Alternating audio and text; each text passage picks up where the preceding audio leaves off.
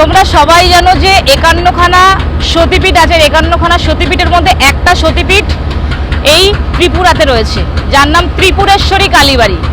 ত্রিপুরেশ্বরী কালীবাড়ি কিভাবে যাবে তোমাদেরকে একটু বলে দিই। ত্রিপুরেশ্বরী কালীবাড়ি যেতে গেলে যদি তোমরা কম খরচে যাও 10 টাকা করে, তাহলে তোমরা ট্রেনে কিভাবে যাবে বলে দিচ্ছি। আগরতলা রেলওয়ে স্টেশন চলে আসবে, আগরতলা থেকে তোমরা 10 টাকার টিকিট কাটবে উদয়পুর চলে যাবে। আচ্ছা, যেই ট্রেনগুলো সাবরুমের দিকে যাচ্ছে, সাবরুম আগরতলা সাবরুম ডেমু ট্রেন, এই যে ট্রেনটা আগরতলা সাবরুম ডেমু ট্রেন, এই ট্রেনটা তোমরা ধরে নেবে।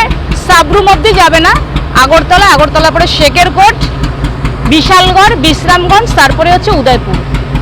45 কিলোমিটারের মতন রাস্তা, আর সময় লাগবে ওই 45 মিনিটেরই মতন সময় লাগবে, খুব বেশি সময় লাগে না।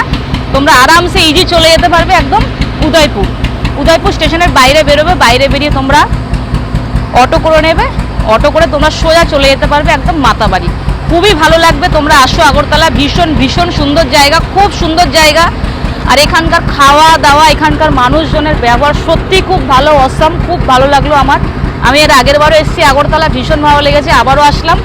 আর আগরতলা এসছি, বিশ্বাস করো মনে হয় যে এটা আমার শহর, এরকম খুব মানে নিজস্ব একটা ব্যাপার এরকম। আর এই ট্রেনটাতে করে চলে যাব।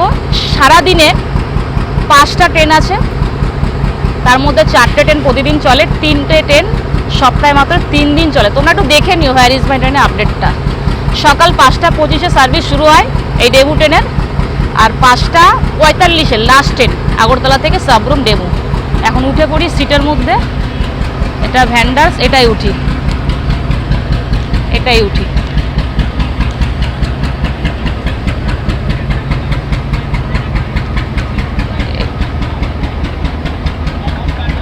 এটা আচ্ছা, ওইটা লেডিস, একদম সামনের দিকটা লেডিস, এটাই উঠে পড়ি। খুবই সুন্দর, দেখো ট্রেনটা ফাঁকা, ভিড় হয়ে যাবে একটু পরে। 1:40-এ ছাড়বে এই ডেমোটা। সকাল 5টা 25 থেকে সার্ভিস শুরু। ওই যে ভাইয়েরও খুব ইচ্ছে মাতাবাড়ি যাবে, ত্রিপুরেশ্বরী কালীবাড়ি।